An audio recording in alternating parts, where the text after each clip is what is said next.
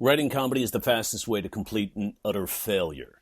Recorded on December 23rd, 2015. Hi, it's Jerry Corley. I was listening to some comedy the other day and I came across this video. It's sort of a podcast interview on YouTube, the kind you're listening to right now. And there's this guy on the interview who's talking about comedy. This guy's from Kentucky, had a bit of that southern accent that made me think, damn, I didn't know they had the internet in the holler. He said this, he said, writing comedy is the fastest way to complete failure. As you might imagine, that got my attention. I was like, what? Okay, let's hear what this idiot has to say. Then I asked myself, come on, Jerry, why'd you call this guy an idiot? You don't even know him. That's not cool. Then I quickly realized that I'm originally from New York. It's in my blood. I'll pretty much call a squirrel an idiot for being out in the snow without a coat. Then I listened to more of this idiot. And it wasn't long before it was obvious. This guy has no idea what he's talking about. He went on to say that the reason why writing your comedy leads to complete and utter failure is because, are you ready for this? It's one-dimensional. It's written on a page. Genius! I mean, if you sense the gush of deep and guttural sarcasm in the genius line, you weren't far off. I mean, what? It's one-dimensional. It's written on a page? So that means it leads to complete and utter failure? You know what else is written on a page? Pretty much every script or sitcom or movie since the beginning of time. And whether it's drama or comedy, those words from the page have to be brought to life through something called performance. Now, would you say that Star Wars or Trainwreck were one-dimensional? No, I don't think so. And we know they haven't led to complete and utter failure. I mean, Trainwreck did over 135 million worldwide, and Star Wars shattered box office records in its first weekend. 248 million first weekend, for those who are curious. So if this guy isn't a complete idiot, then that sucking sound I've been hearing is him mouth-siphoning too much of that good Kentucky moonshine. Because by saying writing your comedy is the quickest way to utter failure, you're totally discounting the role of the comedian. The comedian's role is to be able to perform their material.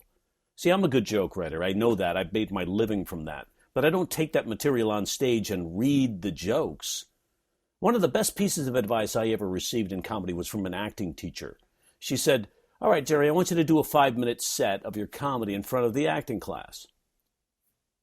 Now, my jokes were good. They got laughs.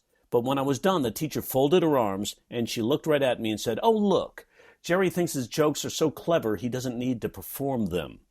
And I said, what do you mean by that? And she said, I don't know how you feel about any of that stuff, so I don't care. Whoa. And that was a big lesson. Because what I learned is the role of the comedian is to perform. Humans connect through emotion. That's how we connect. Words are almost superfluous. Emotion is how we connect. It's the role of the comedian to learn how to perform their material, to have an understanding of the material, of the emotion of the joke, what it means and what's being said with that joke. Then deliver it like it's a conversation and it's right off the top of your head. David Letterman called it rehearsed spontaneity. It's also the role of the comedian or comedy writer to understand that laughter is not random. Let me repeat this. Laughter is not random when you're performing. It's derived from certain stimuli. That stimuli is present in any line or story that gets a laugh. When a comedian or comedy writer knows this, they can be sure to write it in. Even when you're riffing and it sounds funny in your head, it sounds funny because the stimuli is embedded somewhere in the words, the concept, or the situation. To understand this further, check out What Makes People Laugh on my website. So why would anyone allow something as ridiculous as that to come out of his conch? Writing comedy, it leads to complete and utter failure. I don't understand that, especially when like a huge body of evidence to the contrary is right in front of him. I mean, Jerry Seinfeld is one of my all-time favorite comedians. He's smart, he's insightful, he's financially the most successful comedian of all time. According to Forbes, he's worth $750 million. Also, between 2014 and 2015, June 2014 and 2015 to be specific, Seinfeld pulled in another $36 million. A large part of that from that little show about nothing.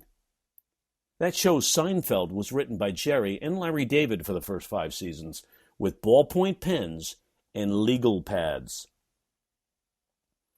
My point is, Seinfeld writes down everything he says in his act. He's been called a word surgeon, removing every word that doesn't contribute to the joke. He works that material on the page before he takes it to the stage. George Carlin wrote everything down. George Carlin actually said, I know 98% of the time a joke is going to be funny before I take it to the stage, because it contains all the elements necessary for a joke to be funny. Jim Gaffigan writes all his material. So what? They're too old, maybe? Maybe they don't fit in today's comedy?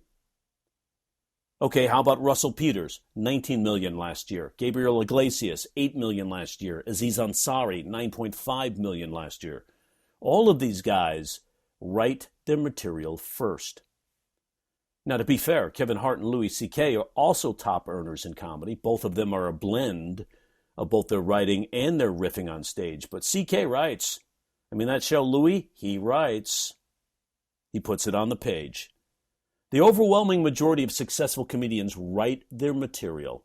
Even Bill Burr, who's known for his emotionally driven, supposedly unscripted, stinging brand of comedy, started his first 5 to 7 years in comedy writing his stuff. Because self-admittedly, he, quote, needed to know how to write a joke, unquote. The reason I say supposedly unscripted is because I recently saw him on stage at the Largo in L.A., working out his unscripted material as he read it from his notebook. But that's his way of preparing, man. That's his way of developing his material. I love Bill Burr, and I think it's fantastic. But don't tell me you're not writing your stuff down. As you probably heard me say before, there are 3 types of comics. 1, the coincidental comedian. We're all coincidental comedians. That's when something funny happens in a conversation or on a phone call or a drive to the airport or a holiday dinner at the in-laws. When that moment occurs that makes us laugh, we make a record of it. Most people write it down. And then we repeat it to the audience and hope it's funny. Nothing wrong with being a coincidental comedian, but we have to wait for that coincidence to occur to build an act. Number 2, the architect. The architect is the comedian or writer who can sit down at will and write jokes, humorous stories, sketches, or scripts whenever he wants because he understands the structure of comedy and the science behind what makes people laugh. He doesn't have to wait for inspiration. He can create inspiration. Number 3, the humorist.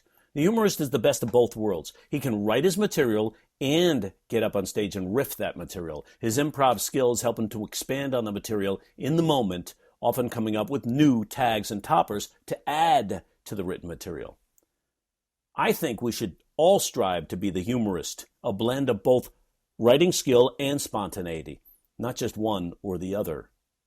And the thing that makes me mad about this guy from the holler is he sells a comedy course online. And he gives advice to the newcomers in comedy. And he's telling newcomers, you don't need to write. So these newcomers are like, hey, I don't need to write.